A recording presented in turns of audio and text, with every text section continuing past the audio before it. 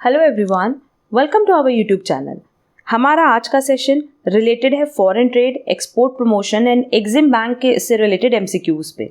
Again जैसा कि आप सबको पता होगा कि जो हमारी सीरीज है जिसमें हम लोग कॉमर्स बेस्ड एमसीक्यूज डिस्कस कर रहे हैं, उसमें ये अगेन एक कॉमर्स बेस्ड सब्जेक्ट है। तो सारे क्वेश्चंस अगर देखोगे ना तो तुम लोग के एग्जाम पॉइंट ऑफ व्यू से बहुत इंपॉर्टेंट है। किसी भी कॉमर्स बेस्ड कॉम्पिटिटिव एग्जाम की बात करो, उसमें आपको foreign trade, export, import, promotion, EXIM bank, इनसे रिलेटेड क्वेश्चंस मिलते ही मिलते हैं। तो चलो फिर जल्दी से अपना आज का सेशन स्टार्ट करते हैं, जहाँ हमारे पास सबसे पहला क्वेश्चन है the export procedure begins with. देखो, एक्सपोर्ट प्रोसीजर की अगर बात करें तो इसका सबसे पहला जो प्रोसीजर है, इंडेंट है, शिपिंग ऑर्डर है, मरीन इंश्योरेंस है, कॉन्सुलर इनवॉइस है। इनमें से कोई भी नहीं है। मतलब अगर फर्स्ट की बात करें तो इनमें से कोई नहीं है। सबसे पहले क्या होता है एक्सपोर्ट प्रोसीजर में, देखो हम बता दे रहे हैं क्योंकि कोई ज़रूरी नहीं है कि नेक्स्ट टाइम जब ये क्वेश्चन आए या सेम पैटर्न पे क्वेश्चन आए तो यही सेम ऑप्शंस रहें। सबसे पहला स्टेप होता है ना कि कभी भी एक्सपोर्ट के लिए क्या होता है कि पर्सन इंक्वायरी करता है। इंक्वायरी करने के बाद अपनी जो भी कोटेशंस होता है सेकेंड स्टेप में वो भेजता है। हम यहाँ लिख भी दे रहे हैं तुम लोगों के लिए। उसके बाद कोटेशंस भेजने के बाद जिसका कोटेशन सेलेक्ट होता है उनको ऑर्डर रिसीट होता है, मतलब मिलता है, और ऑर्डर रिसीट को ही हम इंडेंट बोलते हैं। Clear? Then letter of credit obtain करता है। इसके बाद का स्टेप होता है packing and marking. Then exchange rate, क्योंकि जब भी एक्सपोर्ट इंपोर्ट करेंगे तो फॉरेन करेंसी में ही होगा ना, तो एक्सचेंज रेट को आपको फिक्स करना होता है। ये पहले 6 स्टेप हैं, ये लिख लो। उसके बाद फिर आगे के स्टेप्स भी हम बता रहे हैं। देन जो भी फॉरेन रेगुलेशंस हैं, मतलब जो भी रूल्स एंड रेगुलेशंस हैं फॉरेन से रिलेटेड, उनका आपको फुलफिलमेंट करना होता है। देन आपको एक्सपोर्ट लाइसेंस ऑब्टेन करना होता है। नेक्स्ट स्टेप है शिपिंग ऑर्डर का। देन नेक्स्ट स्टेप होता है जितनी भी कस्टम से रिलेटेड फॉर्मेलिटीज होती हैं वो पूरी की जाती हैं। देन जो भी डॉक ड्यूज होते हैं उनका पेमेंट किया जाता है। देन गुड्स की लोडिंग होती है। फिर जो भी इनवॉइस है या फिर आप कह सकते हो पेमेंट स्लिप है, उसको बनाया जाता है। Then certificate of origin create किया जाता है, उसका इंश्योरेंस कराते हैं एक्सपोर्ट का, and at last bill of lading create करते हैं। क्लियर? ये पूरा प्रोसीजर होता है एक्सपोर्ट में। तो जो हमने पूरा प्रोसीजर बताया उसमें पहले इंडेंट आया, शिपिंग ऑर्डर आया, मरीन इंश्योरेंस आया या कॉन्सुलर इनवॉइस। इंडेंट आया क्योंकि सबसे पहला स्टेप अगर बेसिकली देखा जाए तो ये माना जाता है कि ऑर्डर रिसीव करना। ठीक है, that is receipt of order, जिसको हम लोग इंडेंट भी बोलते हैं। तो करेक्ट आंसर होगा A. Then next again same pattern पे क्वेश्चन पूछा है कि what does the import procedure begin with? The shipping bill, the mate's receipt, the indent, custom duties. बिना पढ़े भी हम बता सकते हैं कि इसमें भी इंडेंट होगा कि सबसे पहले ऑर्डर रिसीव होगा। बेसिकली होता क्या है कि हम ओरली बता रहे हैं, तुम लोग लिखते जाना।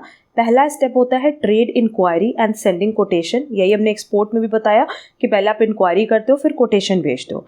फिर दूसरा यहाँ पे क्या होता है ना कि सेकेंड स्टेप में आपको लाइसेंस, इंपोर्ट लाइसेंस प्रोक्योर करना होता है।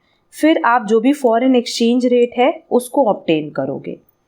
देन आप ऑर्डर प्लेस करोगे, जिसको हम लोग इंडेंट भी बोलते हैं। Next letter of credit obtain करोगे। नेक्स्ट जो भी फाइनेंस है जहाँ से आपको पैसे का पेमेंट करना है या मिलना है उसका अरेंजमेंट करोगे। एंड लास्ट है रिसीट ऑफ शिपमेंट एडवाइस। ये पूरा प्रोसीजर है किसका? इंपोर्ट प्रोसीजर का। Clear? Next exports exceeding import. अगर एक्सपोर्ट इंपोर्ट से ज़्यादा है तो ये किस तरह का बैलेंस ऑफ ट्रेड है? फेवरेबल। और अगर एक्सपोर्ट इंपोर्ट से कम होता तो unfavourable. Clear? Import exceeding export indicate the balance of trade to be unfavourable. Next custom duty levied according to the value of goods. अगर गुड्स की वैल्यू के अकॉर्डिंग इसको लेवी किया जाए तो इसको हम कहते हैं ad valorem duty. Next, the dutiable imported goods when not wanted immediate possession of by the importer may be claimed by the government, charged a rent for the ship owner, sent back to the port of origin, kept in bonded warehouses. देखो इसमें ये चीज़ नहीं कह रहा है कि imported goods नहीं लिया जाएगा, कह रहा है कि उस पॉइंट ऑफ टाइम पे या उसकी इमीडिएट डिलीवरी, इमीडिएट पोजीशन अगर हमें नहीं लेनी है, ओनरशिप नहीं लेनी है, तो कुछ टाइम के लिए उसको वेयर हाउस में रखा जा सकता है. Next, a closed indent is one that touch the brand, price and other details of the goods ordered. अगर हम क्लोज्ड इंडेंट की बात करें तो ये स्पेसिफाई करता है कि वो किस ब्रांड से रिलेटेड है, उसकी क्या प्राइस है और बाकी जो भी गुड्स ऑर्डर्ड हुआ है उससे रिलेटेड डिटेल्स. तो करेक्ट आंसर होगा D. Next, an indent house एक ऐसी यूनिट है that packages and forward goods, guarantees the payment for goods, performs custom formalities, acts as a middleman for procuring orders. Yes, क्योंकि indent का मतलब क्या होता है, ऑर्डर रिसीव करना. तो ऑर्डर किसी पर्सन से भी रिसीव हो सकता है या किसी इंडेंट हाउस से भी रिसीव हो सकता है. Clear? Next, mark out the organization that can sanction exchange for the import of goods. इसका करेक्ट आंसर होगा आरबीआई. बेसिकली सब क्वेश्चंस लर्न करने वाले हैं, इसमें डिस्कस करने जैसा कुछ नहीं है. जिसमें डिस्कस करने जैसा होगा वो हम ज़रूर डिस्कस करेंगे. Custom duty being levied according to the weight of goods. अगर वेट ऑफ गुड्स के अकॉर्डिंग है तो ऐसी ड्यूटी को हम कहते हैं specific duty. Custom duty being charged according to the measurement, चाहे वेट हो चाहे मेजरमेंट, दोनों को ही हम क्या कहेंगे, स्पेसिफिक ड्यूटी. तो as per given option correct answer होगा C. The government makes available foreign exchange for import for a specified period up to the maximum limit sought for a particular transaction only for an unlimited amount. देखो अगर हम कह रहे हैं कि government foreign exchange available करता है import के लिए, तो एक पर्टिकुलर ट्रांजेक्शन के लिए ही करेगा. मतलब हर एक ट्रांजेक्शन के लिए अलग अलग फॉरेन एक्सचेंज अवेलेबल होगा. Who procures an letter of credit? Letter of credit कौन प्रोड्यूस करता है? हमेशा इम्पोर्टर प्रोड्यूस करता है. तो करेक्ट आंसर होगा D. Next, the free on rail price quotation includes cost of carrying goods, cost of loading goods, both of above. देखो free on rail में ये दोनों ही कॉस्ट इंक्लूड होता है. और अभी ना इस क्लास के एंड में हम तुम लोग को बताएंगे कई तरह की कोटेशन प्राइस होती है. अगर हम लोग एक्सपोर्ट में बात करें ना तो इसमें ना बहुत सारी ऐसी प्राइस कोटेशंस होती हैं, जैसे CIF हो गया, उसके बाद FOB हो गया, ठीक है, FOR हो गया. तो इनके बारे में ना आपको डिटेल में पता होना चाहिए. रीज़न बीइंग कि इससे रिलेटेड बहुत बार एग्जाम में क्वेश्चंस आते हैं. तो क्लास के एंड में इस टॉपिक को हम पूरा डिटेल में डिस्कस करेंगे और वहाँ टॉपिक समझने के बाद बहुत ही ईजिली तुम लोग समझ जाओगे कि फ्री ऑन रेल में ये दोनों पॉइंट क्यों इंक्लूड होता है. Clear? Ad valorem duty is levied as a percentage of invoice value पे भी हो सकती है, करंट मार्केट वैल्यू पे भी हो सकती है, टैरिफ वैल्यू पे भी हो सकती है. तो करेक्ट आंसर होगा D, any of the above. Again देखो लोको प्राइस पूछा है जो कि कोटेशन प्राइस है. और लोको प्राइस में बेसिकली क्या आता है, कॉस्ट ऑफ गुड्स आता है प्लस नॉर्मल प्रॉफिट आता है. क्लास के एंड में ये पॉइंट हम बहुत डिटेल में डिस्कस करेंगे, तुम लोग को लर्न हो जाएगा. Mark out the price quotation that includes all charges and expenses necessary for sending the goods to the buyer's place. अगर बायर के प्लेस तक पहुंचाने के लिए जो भी चार्जेस है, लाइक फ्रेट है, जो भी खर्चे हैं, अगर वो प्राइस कोटेशन में इंक्लूडेड है तो ऐसी प्राइस को हम कहते हैं Franco price. Next, which of the following price quotations is exclusive of railway freight, कि उसमें रेलवे फ्रेट इंक्लूडेड नहीं होता है लोको में, क्योंकि इसमें सिर्फ कॉस्ट ऑफ प्रोडक्शन होगा और नॉर्मल प्रॉफिट होगा. In the dash price quotation the importer bears the railway freight. Railway freight हम कहाँ बियर करते हैं, फ्री ऑन रेल में.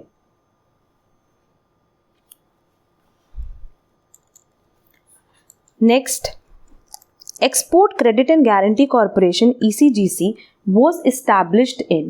अगर देखा जाए export credit and guarantee corporation, क्योंकि इसको ना इसके पहले ECGC को पहले किसी और नाम से जाना जाता था, फिर बाद में इसका नाम हुआ एक्सपोर्ट क्रेडिट गारंटी कॉरपोरेशन. और ये फाउंड हुआ था ऑन 30 जुलाई 1957. ठीक है, ऑप्शन नहीं दिया, करेक्ट आंसर होगा 30 जुलाई 1957. What does the shipping company issue upon the entire ship being hired? अगर पूरी शिप आप हायर कर रहे हो तो उस केस में उसको हम कहते हैं चार्टर पार्टी.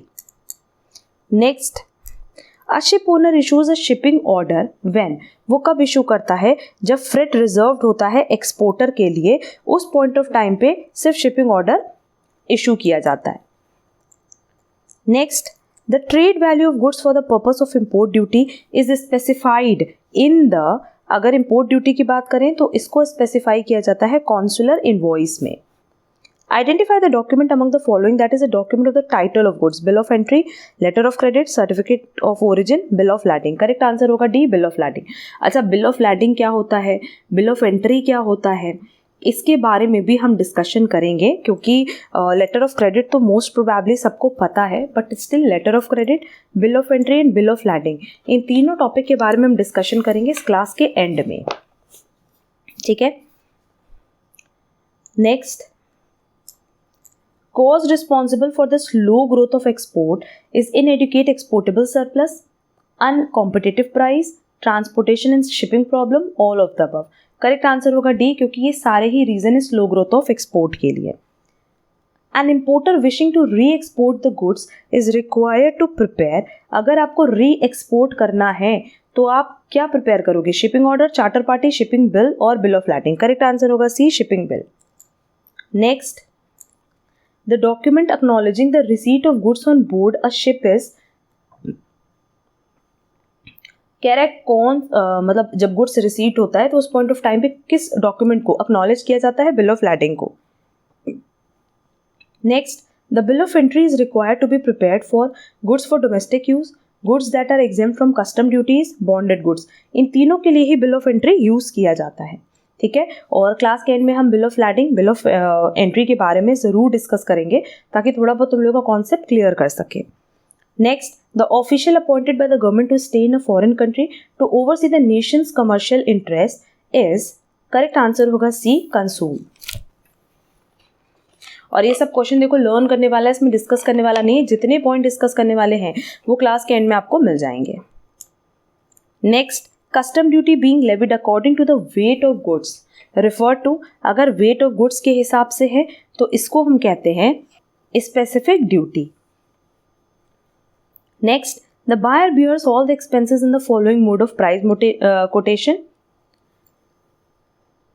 अगर हम बायर की बात करें तो वो फ्रैंको में हर एक तरह के एक्सपेंसेस को बियर करने के लिए रेडी होता है. नेक्स्ट, एंट्री पोर्ट ट्रेड का मतलब होता है जब आप गुड्स इंपोर्ट करते हो फॉर री export. Next, the bill of exchange drawn by an exporter on the importer. Exporter draw कर रहा है इंपोर्टर पे तो इसको हम कहते हैं documentary bill. Next, when a banker is instructed to deliver the documents as invoice and insurance policy against acceptance, it is termed as, इसको हम किस नाम से जानते हैं, इसको हम जानते हैं डॉक्यूमेंट्स अगेंस्ट एक्सेप्टेंस. ठीक है. और डॉक्यूमेंट अगेंस्ट एक्सेप्टेंस को हम इस तरीके से भी लिखते हैं D/A, जो कि ऑप्शन सी में दिया है. Next, charter party is meant for definite voyage और डेफिनेट पीरियड ऑफ टाइम, दोनों के लिए ही मीन करता है. करेक्ट आंसर होगा either of the above. Export duty is borne by the importer in the which mode, FOB, FAS, CNF, CIF. Correct answer होगा FAS. और जब हम FAS को पूरा डिटेल में डिस्कस कर लेंगे तो तुम लोग को ये क्वेश्चन का आंसर बहुत अच्छे से समझ में आ जाएगा. FAS का मतलब होता है फ्री अलोंग साइड शिप. ठीक है. और इसको हम डिटेल में डिस्कस किए हैं क्लास के एंड में. नेक्स्ट, EPZs, इसका फुल फॉर्म क्या है, export processing zones. The document attesting the fact of goods entering the bounds of the country is the, कह रहा है कौन सा डॉक्यूमेंट अटेस्ट किया जाता है किस पॉइंट ऑफ टाइम पे, फैक्ट्स ऑफ गुड्स, जब मतलब कंट्री में वो गुड्स एंटर करा है उस पॉइंट ऑफ टाइम पे जो आपको डॉक्यूमेंट चाहिए होता है वो होता है bill of entry. Next, the document certifying the origin of the traded goods is the mate's receipt. देखो इन सब के बारे में ना आपको बहुत अच्छी इन्फॉर्मेशन होनी चाहिए कि बिल ऑफ एंट्री क्या है, लेटर ऑफ क्रेडिट क्या है, कॉन्सुलर इनवॉइस क्या है, मेड रिसीट क्या है. हम उम्मीद कर रहे हैं कि तुम लोग को ये सब पता होगा, बट इसमें से कुछ पॉइंट हम क्लास के एंड में भी डिस्कस कर लेंगे. और फिर भी अगर तुम लोग को लगेगा कि कोई और पॉइंट मैम की तरफ से डिस्कस करना है तो हमें ज़रूर बताना, हम उस पर भी डिस्कशन क्लास अपलोड कर देंगे. Next, the exporter bears the marine insurance premium in the following mode. अगर मरीन इंश्योरेंस प्रीमियम की बात करें तो वो बियर करेगा in franco price. The banker being instructed to deliver the documents like invoice, and यहाँ पे सर्टिफिकेट ऑफ ओरिजिन देना है अगेंस्ट पेमेंट, तो इसको हम कहेंगे डॉक्यूमेंट अगेंस्ट पेमेंट, जिसको हम लोग लिखते हैं D/D/P bill. Next, the STC was established in India. STC का बेसिकली फुल फॉर्म क्या है? इसका फुल फॉर्म है स्टेट ट्रेडिंग कॉरपोरेशन, और ये ना एस्टैब्लिश्ड हुआ था, ये सेटअप हुआ था ऑन 18 मई 1956. क्लियर? और ये एस्टैब्लिश्ड हुआ under the companies act as a public limited company. Next, cashew corporation is a subsidiary जो कि होली ओन्ड है by STC. The IDBI was established in which year? अगर IDBI की बात करें तो ये एस्टैब्लिश्ड हुआ है 1 जुलाई 1964 में. हमारे पास ऑप्शन दिया है सी में. Next, prior to 15 January 1964, the ECGC functioned as, इसकी फंक्शनिंग थी एक्सपोर्ट रिस्क इंश्योरेंस कॉरपोरेशन के तौर पे, तो करेक्ट आंसर होगा D. Next, the MMTC of India was established as a private limited company. MMTC basically इसका फुल फॉर्म है mineral and metals trading corporation of India, और ये भी अंडर द कंपनीज एक्ट ही एस्टैब्लिश्ड हुई थी. Which of the following is not a subsidiary of the STC? Handicrafts and handlooms export corporation है, Indian motion pictures है, projects and equipment है, but export credit and guarantee corporation that is ECGC, ये STC की subsidiary नहीं है.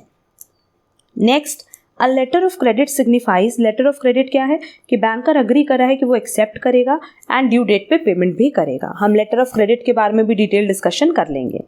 The banker's undertaking to accept the bills conditional to the documents to the title of goods accompanying the bill constitutes an documentary letter of credit. Next, An importer can take delivery of goods only on producing the bill of lading.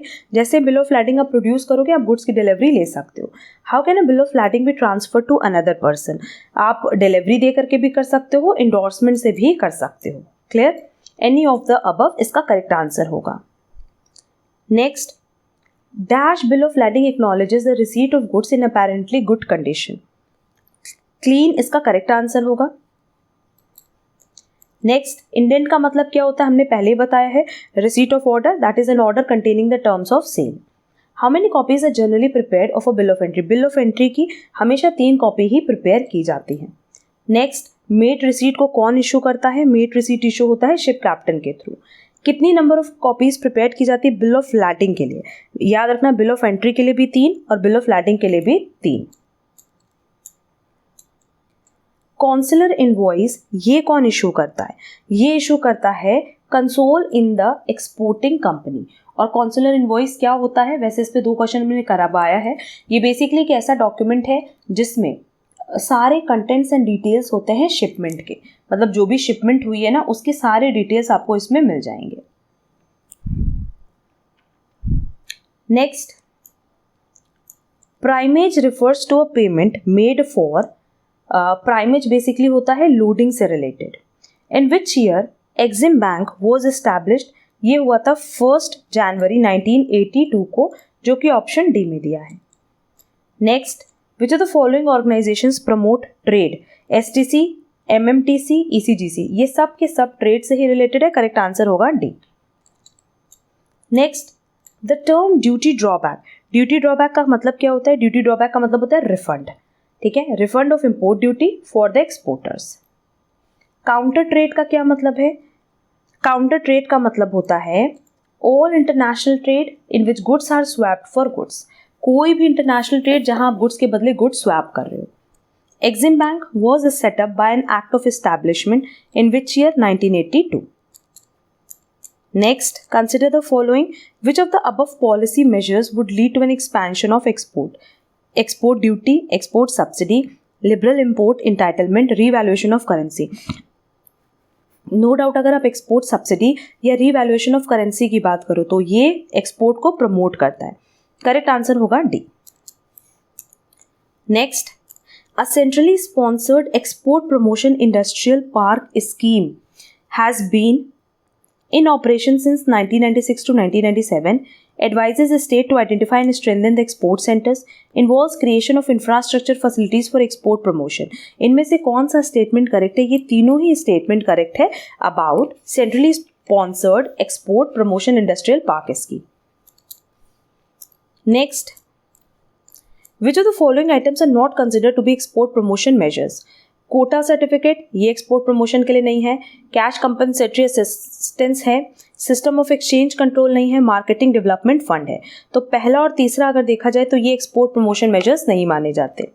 Next, gold card scheme, ये किसने introduce की? RBI ने.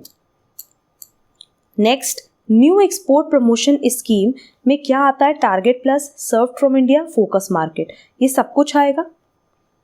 Next, which one of the following statement is correct? Exim Bank promotes Indian exports through a wide variety and range of lending programs.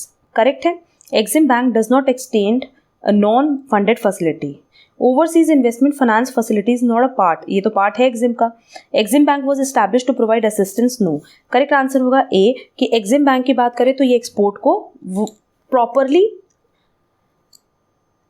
promote करता है. Next, which one of the following statement is true? Suppliers credit and buyers credit are one and the same thing. No, दोनों credit अलग अलग है. Exim Bank generally deals with export transaction. No, इसमें कोई limit नहीं है. The main focus of Exim Bank is on export and import credit for short term. नहीं.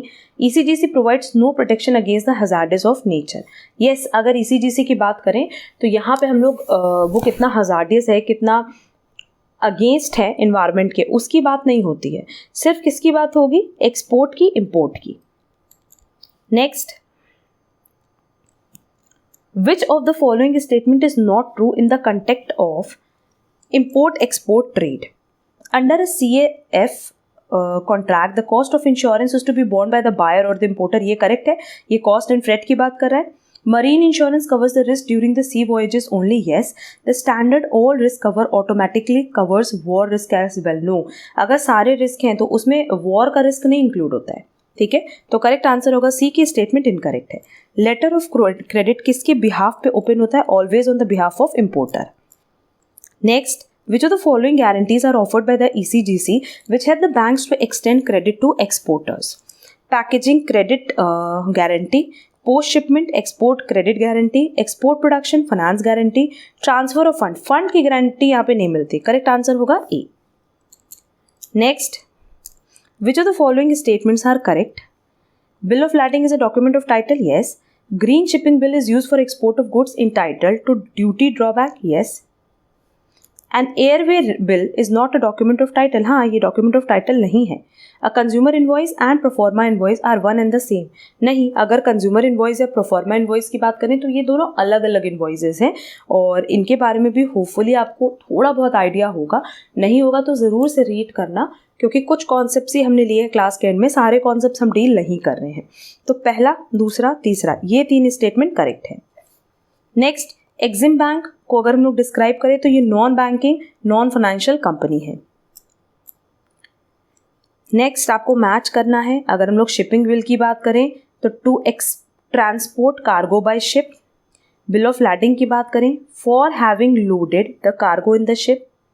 Consumer invoice to certify the country of origin of goods. And packaging slip to identify the cargo in transit. As per given option correct answer होगा C. Next, in the context of foreign trade, the CIF cost may be obtained by CIF. Again हमने बोला कि ये है तुम्हारा cost, insurance and freight. इसमें cost भी आएगा, इंश्योरेंस भी आएगा, फ्रेट भी आएगा. Adding freight and marine insurance premium to the FOB price. Deducting freight and marine insurance premium deduct तो नहीं करना है. Adding custom duty no. Deducting custom duty no. अगर हम लोग CIF की बात करें तो कॉस्ट है, इंश्योरेंस है, फ्रेट है, जो कि ऑप्शन ए में दिया है. तो करेक्ट आंसर होगा ए. एंड हमारा आज का लास्ट क्वेश्चन है लाइबोर का क्या मतलब है? लाइबोर का फुल फॉर्म होता है लंडन इंटरबैंक ऑफर्ड रेट. और as per given option correct answer होगा C, lowest rate of interest at which bank in London lends pound sterling. ठीक है, इसका फुल फॉर्म हम तुम लोग के लिए यहाँ लिख दे रहे हैं क्योंकि इससे रिलेटेड कई बार क्वेश्चन आ चुका है. लंडन इंटरबैंक ऑफर्ड रेट, ये फुल फॉर्म है लाइबोर का. क्लियर? ये सारे क्वेश्चंस रिलेटेड थे foreign trade, export promotion and EXIM bank से रिलेटेड। अगर किसी भी क्वेश्चन में कोई डाउट होगा तो तुम लोग कमेंट बॉक्स में कमेंट ज़रूर करना। एंड कुछ टॉपिक्स जो हम डिस्कस करने वाले हैं वो है कि what is the difference between bill of entry and bill of lading and different type of price quotations कौन कौन से हैं, क्योंकि इनसे रिलेटेड बहुत फ्रिक्वेंटली एग्जाम में क्वेश्चन तुम लोग को मिलते हैं। ठीक है, अब देखो ये ना एक बहुत इंपॉर्टेंट टॉपिक है एग्जाम पॉइंट ऑफ व्यू से। किसी भी कॉमर्स बेस्ड एग्जाम की बात करो तो हर एक कॉमर्स बेस्ड कॉम्पिटिटिव एग्जाम में इससे रिलेटेड क्वेश्चंस आता है। जनरली आपने देखा है कि CIF के बारे में पूछता है या FOB के बारे में पूछता है, तो सारे टॉपिक हम इससे रिलेटेड अभी क्लियर करेंगे। बट पहले देखो कि कोटेशन प्राइस का मतलब क्या होता है। एक ऐसी कोटेशन जो कि नाम से तो समझ में आ रही है कि प्राइस को रिफ्लेक्ट कर रही है, और इस प्राइस पे ना जो सेलर होता है वो रेडी होता है अपना गुड्स सेल करने के लिए। क्लियर, वो इस कोटेशन में सारी चीज़ें मेंशन कर देता है कि किस प्राइस पे वो गुड्स सेल करेगा, क्या उनकी टर्म्स एंड कंडीशंस हैं एंड सो। क्लियर, अब ये जो प्राइस का कोटेशन है ये कई तरीके से हो सकता है, और इसमें ना बेसिकली क्या होता है कि जो बायर एंड सेलर है उनकी अंडरस्टैंडिंग पे डिपेंड करता है। ऐसे देखा जाए तो कोटेशन प्राइस कई तरीके के होते हैं, उनमें से भी आप चूज़ कर सकते हो, मतलब बायर एंड सेलर उनमें से भी कोई कोटेशन करने का तरीका चूज़ कर सकते हैं, प्राइस सेट करने का तरीका चूज़ कर सकते हैं, या अपना भी कोई तरीका वो रख सकते हैं। अब इसमें अगर देखा जाए जो ऑलरेडी हमारे पास कोटेशंस अवेलेबल होते हैं, पहला होता है लोको प्राइस। इसके बारे में अभी हमने आपको क्वेश्चन भी सॉल्व करवाया था। लोको प्राइस का मतलब क्या होता है कि ये एक एक्स फैक्ट्री प्राइस है, और जब भी हम एक्स फैक्ट्री प्राइस की बात करें ना तो एक्स फैक्ट्री प्राइस में दो ही चीज़ होगी, एक तो जितना हमारा प्रोडक्शन में लगा प्लस हमने उसमें जितना भी प्रॉफिट मार्जिन ऐड किया। इसके अलावा इसमें कोई भी खर्चा एडेड नहीं होता, ना फ्रेट का, ना कैरेज का, ना इंश्योरेंस का। क्लियर, सिर्फ क्या होगा, कॉस्ट ऑफ प्रोडक्शन होगा एंड प्रॉफिट मार्जिन होगा। दूसरा तरीका है FOR, ये भी आपने सुना होगा। FOR का फुल फॉर्म है free on rail.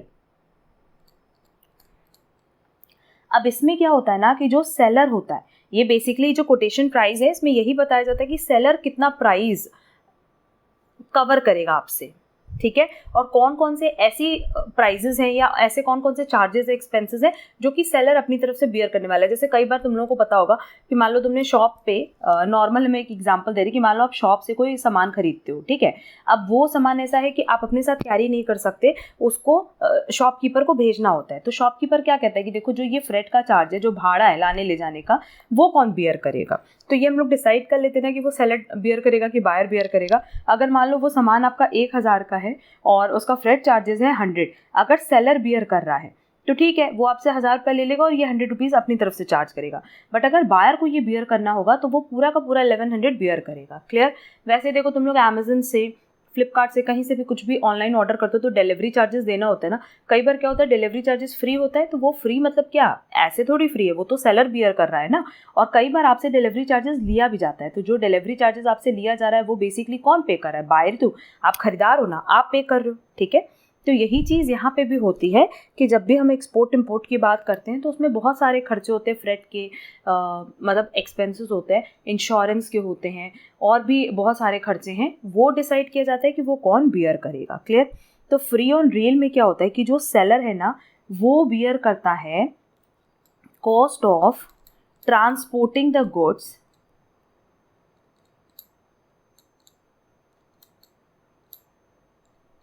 To the railway station. मतलब रेलवे स्टेशन तक गुड पहुंचने का जो भी खर्चा है फ्रेट का, वो कौन बियर करेगा बेटा, सेलर बियर करेगा। क्लियर, और उसके बाद उसको वैगन में, मतलब उसको डिब्बे में रखने का भी जो खर्चा है वो भी सेलर बियर करता है। तो फ्री ऑन रेल मतलब नाम से ही समझ में आ रहा है कि बायर के लिए वो कब तक फ्री है, रेल तक आने तक। ठीक है, तो सेलर यहाँ पे ये कहता है कि गुड्स को ट्रांसपोर्ट करना रेलवे स्टेशन तक प्लस वैगन तक गुड्स को चढ़वाना, ये मेरी ड्यूटी है, इसमें जो भी खर्चा होगा वो हम बियर करेंगे। और ऐसा किस कंडीशन में होता है, FOR, that is free on rail में। क्लियर, फिर नेक्स्ट हमारे पास एक टर्म आता है FAS, और इसका फुल फॉर्म है फ्री अलोंगसाइड शिप।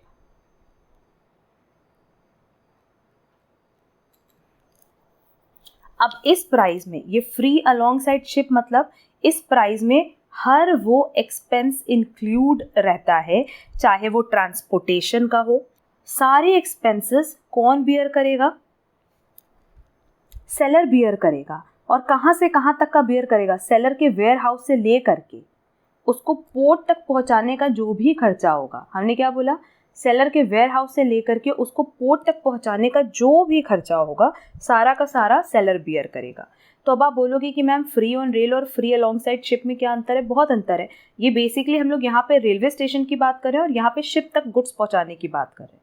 क्लियर? तो फ्री अलोंग साइड शिप की अगर हम बात करें तो इसमें भी वही चीज़ है कि सेलर शिप तक गुड्स लोड कराने का जो भी खर्चा है बियर कर रहा है, और फ्री ऑन रेल में ये चीज़ बोला कि रेलवे स्टेशन तक पहुंचा करके उसको लोडिंग कराने का जो खर्चा है वो सेलर बियर कर रहा है। क्लियर? नेक्स्ट हमारे पास टर्म है फ्री ऑन बोर्ड। इसका फुल फॉर्म लिख लेना, फ्री ऑन बोर्ड। और इस प्राइस में बेसिकली क्या होता है ना कि ये जो FAS है, फ्री अलोंग साइड शिप, ये तो इंक्लूडेड होता ही होता है, plus cost of loading the goods on the ship at the port of exit।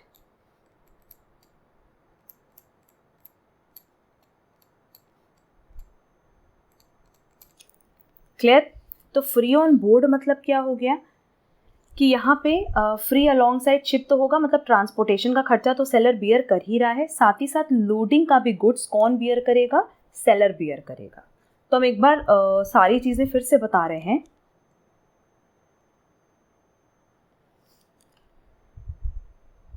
तो देखो, फ्री ऑन रेल की बात करें तो रेल में क्या था कि रेलवे स्टेशन तक पहुँचाना प्लस जो लोडिंग का खर्चा है वो कौन बियर कर रहा था? सेलर बियर कर रहा था। फ्री अलोंग साइड शिप में बेसिकली शिप तक गुड्स को पहुंचाने में जो भी खर्चा आ रहा है वो सेलर बियर कर रहा है। और फ्री ऑन बोर्ड है तो इसका मतलब ट्रांसपोर्टेशन का तो वो बियर करेगा ही करेगा, साथ ही साथ लोडिंग का भी करेगा। मतलब फ्री अलोंग साइड शिप में वो लोडिंग का खर्चा नहीं बियर कर रहा था, बट फ्री ऑन बोर्ड में सेलर की ड्यूटी बनती है कि वो लोडिंग का भी खर्चा बियर करे। क्लियर? नेक्स्ट हमारे पास है जो नेम है वो है CNF। नाम सुना होगा, इसमें basically cost and freight included होता है। क्लियर? तो अभी तक जो हम लोग बात कर रहे थे वो शिप रेलवे की बात कर रहे थे, अब नॉर्मली बात कर रहे हैं कि इसमें basically cost and freight cover किया जाता है। और वो कौन पे करता है बेटा? सेलर। मतलब जो भी फ्रेट का खर्चा आ रहा है वो सेलर बियर करता है। और इसमें क्या क्या चीज़ें आएंगी? कॉस्ट एंड फ्रेट में क्या क्या चीज़ें आएंगी? जो गुड्स का प्राइस है वो, जो पैकेजिंग चार्जेस है, ठीक है, गुड्स को पोर्ट तक पहुंचाने का जो खर्चा है, मतलब ट्रांसपोर्टेशन का हो गया। अगर किसी तरह का डॉक ड्यूज़ है तो वो भी आपकी ड्यूटी है। अगर लोडिंग चार्जेस है तो वो भी आपकी ड्यूटी है पे करने की। एक्सपोर्ट ड्यूटी हो गई, वो भी आप पे करोगे। और अगर कोई फ्रेट पेबल है किसी भी शिपिंग कंपनी को तो वो भी यहाँ पे सेलर बियर करेगा। ठीक है? नेक्स्ट हमारे पास ऑप्शन है CIF का। इसमें कॉस्ट एंड फ्रेट तो इंक्लूड कर रहे हैं बट साथ ही साथ इंश्योरेंस भी करा रहे हैं। क्लियर? यहाँ पे सेलर की ये ड्यूटी होती है कि वो कॉस्ट, जो भी छोटे मोटे खर्चे हो रहे हैं वो तो बियर करेगा, फ्रेट बियर करेगा, बट साथ ही साथ ये उसकी ड्यूटी है कि सी तक पहुँचाने का गुड्स जो आप पहुंचा रहे हो उसका इंश्योरेंस भी आप ही को कराना पड़ेगा। मतलब जैसे अगर मान लो आपका जो गुड्स है वो सी से जा रहा है, शिप से जा रहा है, तो मरीन इंश्योरेंस पॉलिसी भी इंश्योरेंस बेसिकली ये सेलर को करा के देना होता है। क्लियर? तो यहाँ बेसिकली क्या होगा, ये जो एक्सपोर्टर है, मतलब जो सेलर है जो आपको गुड्स भेज रहा है, ये उसका इंश्योरेंस प्रीमियम पे करेगा। देन हमारे पास एक ऑप्शन आता है CIFI। ये होपफुली आप लोगों ने नहीं सुना होगा। ये है cost, insurance, freight and interest. तो अब इंटरेस्ट क्या है? अगर मान लो गुड्स के लिए हमने कोई भी कैपिटल इन्वेस्ट किया है, उस पर जो भी इंटरेस्ट पेबल है वो भी किसको बियर करना पड़ेगा? सेलर को। क्लियर? देन नेक्स्ट हमारे पास है फ्रैंको, और इस पे हमने क्वेश्चन आप लोगों को कराया हुआ है कि अगर हम लोग फ्रैंको की बात करें तो इसको हम लोग फ्री प्राइस भी बोलते हैं। ठीक है? इसका अदर नेम है फ्री प्राइस। और इस कोटेशन में ना जितने भी चार्जेस हैं for delivery of goods to the buyer's warehouse, मतलब यहाँ पे देखो हम लोग बायर के वेयर हाउस तक गुड्स पहुँचा रहे हैं, तो बायर के वेयर हाउस तक गुड्स पहुँचने का जो भी खर्चा है, जो भी, वो कौन बियर करेगा? सेलर बियर करेगा। तो जो बेसिकली कई बार आप लोग अमेज़न से गुड्स मंगवाते हो और वो फ्री ऑफ कॉस्ट होता है डिलीवरी के सेंस में, तो वो क्या हो गया, वो आपके घर तक पहुँचा रहे हैं और वो फ्री ऑफ कॉस्ट है, मतलब डिलीवरी चार्जेस कौन बियर कर रहा है? सेलर बियर कर रहा है, तो वो फ्रैंको प्राइस हो गई। क्लियर? देन हमारे पास नेक्स्ट है एक्स शिप प्राइस।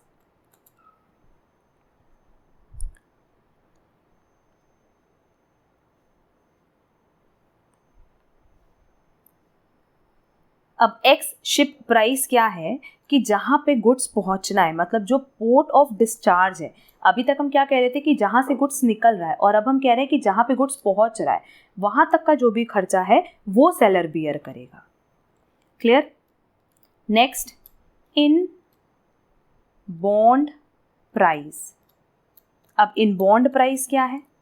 अब कई बार क्या होता है ना कि जो बायर होता है वो कहता है कि आपको गुड्स एक बॉन्डेड वेयर हाउस तक पहुंचाना है, और ये बॉन्डेड वेयर हाउस तक का जितना भी खर्चा होगा वो सेलर बियर करता है इन बॉन्ड प्राइस। नेक्स्ट है हमारे पास लैंडेड प्राइस।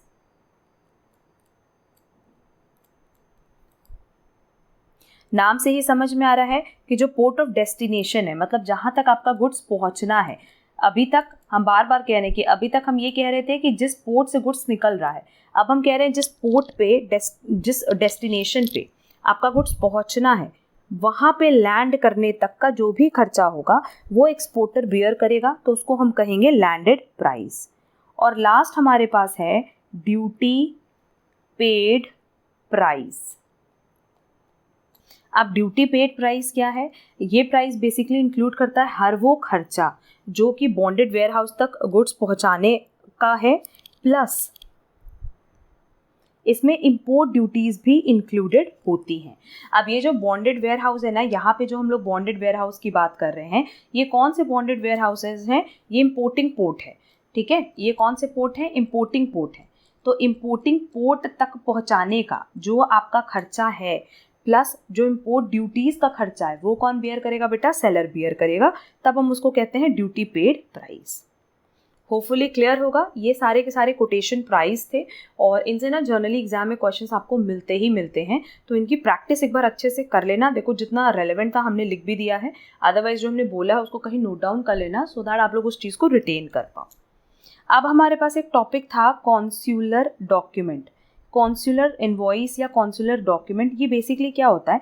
ये एक ऐसा डॉक्यूमेंट होता है ना जिसमें ये चीज़ स्पेसिफाई की जाती है कि जो शिपमेंट हुआ है उसमें जो भी गुड्स हैं उसमें कितना कंटेंट है, मतलब उसके पूरे कंटेंट को इंक्लूड करता है, और ये इंक्लूड करता है उस गुड से रिलेटेड डिटेल्स को।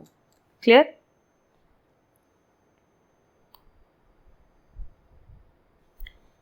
देन हमारे पास दो टर्म था, bill of lading and bill of entry. ये क्या होता है? देखो अगर बिल ऑफ लैडिंग की बात करेंगे तो इसकी रिक्वायरमेंट होती है एक्सपोर्ट ट्रांजैक्शंस में, और बिल ऑफ एंट्री की रिक्वायरमेंट होती है इंपोर्ट ट्रांजैक्शंस में। क्लियर? ये तो पहला डिफरेंस हो गया। बाकी बिल ऑफ लैडिंग की बात करें तो ये इशू किया जाता है किसके थ्रू? Bye shipping company. ठीक है, शिपिंग कंपनी इसको इशू करती है एक टोकन की तरह कि ठीक है हम आपकी गुड्स को एक्सेप्ट कर रहे हैं, और एक्सेप्ट करके उसको करेक्ट डेस्टिनेशन तक पहुंचाएंगे। बट अगर बिल ऑफ एंट्री की बात करें तो ये एक ऐसा फॉर्म है जो कि कौन सप्लाई करता है? ये सप्लाई करता है कस्टम्स ऑफिस के थ्रू। और इसको फिल कौन करता है? इंपोर्टर करता है, तब जब उसको गुड्स रिसीव हो जाता है। क्लियर? तो बिल ऑफ लैडिंग और बिल ऑफ एंट्री में बहुत बड़ा डिफरेंस है कि bill of lading basically shipping company issue करती है, और वो ये कहती है कि हाँ ठीक है जो एक्सपोर्टर गुड्स भेज रहा है वो हम एक्सेप्ट करेंगे और उसको सही डेस्टिनेशन तक पहुंचाएंगे। पर बिल ऑफ लैडिंग में ऐसा नहीं होता। Bill of lading basically custom office issue करता है, और इसमें ना इंपोर्टर जैसे ही उसको गुड्स मिल जाता है तब वो इस फॉर्म को फिल करता है कि हाँ ठीक है हमें इतना गुड्स मिला, उसमें जो भी डिटेल्स है रिलेटेड टू गुड्स, जो भी कंटेंट है वो मेंशन करता है। क्लियर? इसके अलावा ना एक और टॉपिक था लेटर ऑफ क्रेडिट, जो हमने देखा है कि बहुत बार आप लोगों को कंफ्यूज करता है। वो हम आज की क्लास में फ़िलहाल डिस्कस तो नहीं कर रहे हैं, बट अगर आप लोग चाहो तो प्लीज़ मेंशन करना। हम लेटर ऑफ क्रेडिट पे एक बहुत डिटेल लेक्चर अपलोड कर देंगे, क्योंकि ना इसमें बहुत सारी चीज़ें इंक्लूडेड होती हैं, एक्सपोर्टर, इम्पोर्टर, कई तरह के बैग्स। तो अगर इस टॉपिक पे आप लोग को डिटेल लेक्चर चाहिए तो कमेंट बॉक्स में कमेंट करके ज़रूर बताना, सो दैट हम इस पर एक अलग से क्लास अपलोड कर पाएँ। अब आज जो हमने क्लास में जितने भी MCQs कराए हैं सब एग्जाम पॉइंट ऑफ व्यू से बहुत रेलेवेंट है, तो सबकी प्रैक्टिस अच्छे से कर लेना। किसी भी क्वेश्चन में अगर डाउट हो तो कमेंट बॉक्स में कमेंट करके पूछना, और साथ ही साथ आप हमसे कनेक्ट कर सकते हो हमारे telegram channel as well as WhatsApp पे, दोनों की ही लिंक आपको डिस्क्रिप्शन बॉक्स में दी गई है। अगर आपको आज की क्लास यूजफुल लगी तो वीडियो को लाइक, कमेंट, शेयर ज़रूर करना, एंड अगर आप हमारे चैनल पर नए हो तो चैनल सब्सक्राइब ज़रूर कर देना, सो दैट आगे की क्लासेस की नोटिफिकेशन आपको टाइमली मिल पाए। अब हम लोग मिलेंगे हमारी नेक्स्ट क्लास में। आज के लिए बस इतना। Thank you so much.